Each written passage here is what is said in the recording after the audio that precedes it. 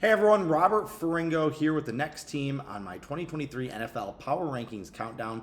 Today we're talking about the number 18 team, the Chicago Bears. Now, full disclosure, I'm a Bears fan. I've been a Bears fan since I was about 6 years old. They won the Super Bowl, Walter Payton, Super Bowl Shuffle, all that fun stuff. Unfortunately, there hasn't been a lot of fun since that time period. Basically, the Bears have been, despite being one of the flagship franchises in the NFL, they've been pretty much irrelevant over the last 30 years. It's terrible ownership, poor organization. Oh, sure, they had a little run there with Brian Urlacher and Lovie Smith and their defense, and they had a nice little 5 or 6 year run there, but that was it. Other than that, over the last 30 years, it has been pretty lean. It's been one joke of a quarterback after another.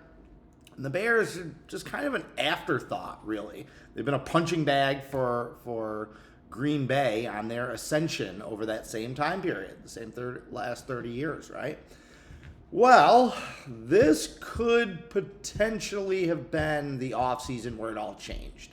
I can honestly say that this is probably the most excited I am from a fan's perspective. Now, we'll get into the gambling aspect soon enough, but from a fan's perspective, most excited I've been about Chicago for a long time. Now, to show that, or to prove that, my fandom doesn't influence my gambling, I'm a bettor first. I care more about myself and my money than I do about anyone on the Chicago Bears. But, last year, my 8-unit futures play was on Chicago under 6.5 wins.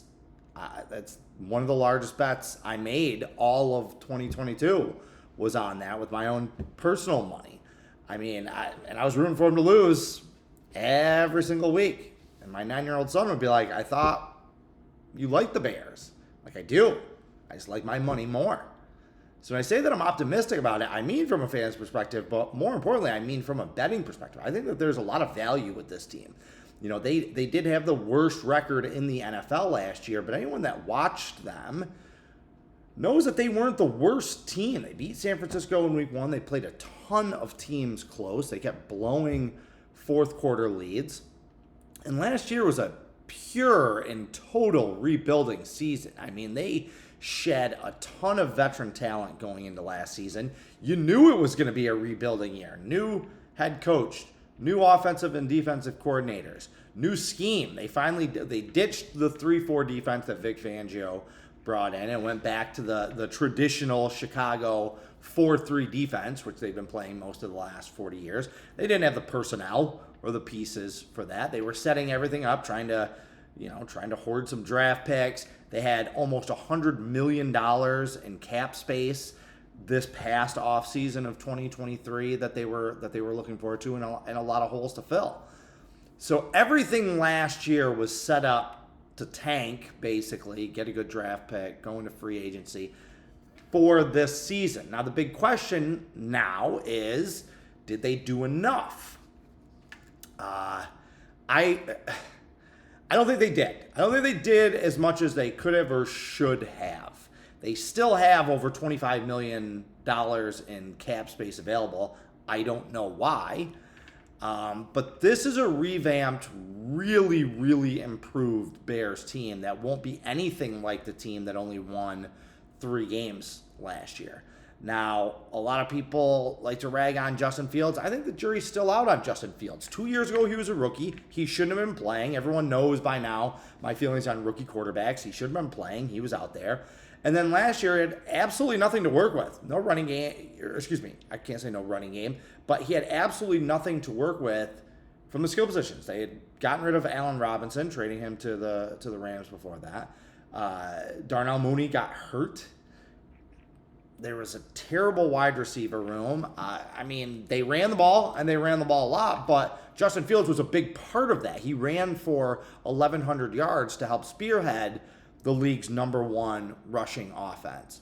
So we still don't know who Justin Fields is or isn't, but the Bears have significantly upgraded the talent at their skill positions. Now they made the big trade to get DJ Moore, a legitimate number 1 receiver. That puts Darnell Mooney back in that number 2 slot that I think he's much more comfortable in. Darnell Mooney hasn't proven yet that he is, an elite go-to receiver. What are they going to get out of Chase Claypool? Chase Claypool understands that he is playing for a potentially big free agent contract. Now, he came in mid-season last year. This is why you don't see a lot of blockbuster trades in the NFL. Christian McCaffrey is the exception because Christian McCaffrey is a freak of nature. But, guys get traded mid-season. They got to learn a new offense. They got to learn new calls. They got to, build a rapport or chemistry with a new quarterback, with the offensive coordinator. It just never clicked with Chase Claypool, a guy who wasn't really clicking that much with Pittsburgh before that. But now he's their number 3 receiver. He's got some potential there. He really does. It gives him 3 legitimate receivers for Fields to go to, along with Cole Kmet. They got Robert Tonyan from Green Bay, big red zone target right there. Now, the offensive line is where I think that Chicago should have done more to improve. You have Justin Fields, you have to protect Justin Fields. They signed Nate Davis, really good free agent signing, and they used their number 1 pick on an offensive tackle. So I think if you talk to Bears front office people, will be like, what do you want? One of our biggest free agent pickups was an offensive lineman. Our first round pick was an offensive lineman. Yeah, fine, but the Bears offensive line is still lacking a little bit. I think their starting 5 has enormous potential. These guys are big. Chicago is big across the offensive line, which is what you like to see.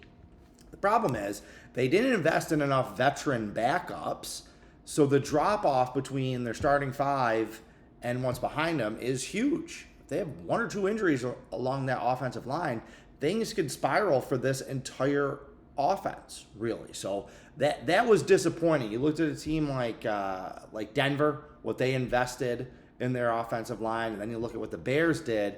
That's the type of thing I would have liked to have seen Chicago do, be a little bit more aggressive. You need to go into the NFL season with 7 or 8 reliable offensive linemen. I just don't think Chicago has that.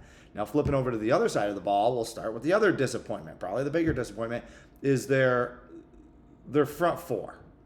All right, Chicago was the worst team in the league last year at sacking the quarterback. As a team, they only had 20 sacks last year.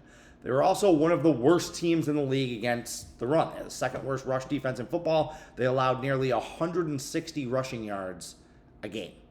It's hard to do, right? In today's pass-heavy NFL, it's hard to allow nearly 160 yards per game. Did Chicago go out and invest in upgrading the defensive tackle room? Invest in bringing in pass rushers? No, they really didn't. They went out and got linebackers, which they absolutely needed. Tremaine Edmonds gives them their best middle linebacker prospect in years. He is a proven veteran leader after playing in that Buffalo defense that's been in the top 5, top 10 for each of his seasons.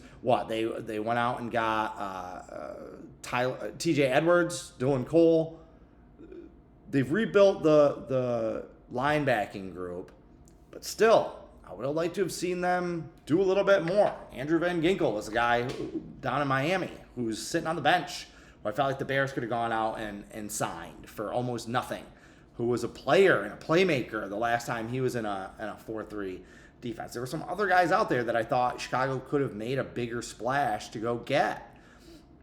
They used 2, I guess, high, 3rd, 4th round picks on defensive tackles. That's fine, but those guys are rookies. They're not going to be ready to contribute.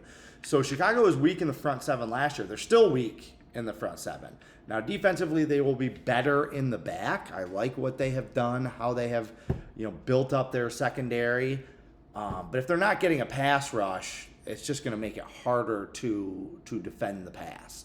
The Bears were not very good at forcing turnovers last year. So the defensive side of the ball, they just didn't invest as much as they should have. And frankly, if I had to go back, I would say maybe don't sign Tremaine Edmonds to that big free agency deal and take that money and get three other just good players, because with the Bears offense the way it is, and make no mistake, last year there was a 5 or 6 game period where the Bears had one of the best offenses in football. That's not hyperbole. I believe it was either for a 5 or 6 game stretch in the middle of last season, they averaged over 30 points a game. With an offense that can put up those types of numbers, you don't need to be a top 10 defense. You just need to be good. And again, to bring this all full circle, the Bears' expectation, their season win total is 7.5 this year. I like the over with this group. I think they're the second best team in this division. I think they will find a way to get past Minnesota. Detroit is the most talented team, most hyped team in the division. They have probably the fewest question marks, but they're not a great team. They still have a lot of holes, and it's the Lions. They could lion this whole thing up. I think Chicago's nipping at their heels. I think Green Bay is the worst team in this division. The Bears didn't do as much as they could have. They really could have put themselves in a very powerful position going into this season in a division and in a conference that's up for grabs. This offseason felt like a step in the right direction. And as I said, this is probably the most excited I've been for Chicago Bears season in almost a decade, frankly. So good things are happening. The arrow's pointing in the right direction. But has Chicago done enough to vault itself back in the postseason and make itself relevant in the NFC? If Justin Fields takes a leap, maybe. If some guys are better on defense than I'm giving them credit for, maybe. But probably not. I think this team will go over. I see them right around 8 or 9 wins. I think anything less than that would have to be considered a massive, massive disappointment considering how well they were set up for this offseason. So take the Bears over 7.5 wins and look for them to be a real competitor in the NFC North. That's it for today. Check back tomorrow for my number 17 team. Carpe diem and good luck.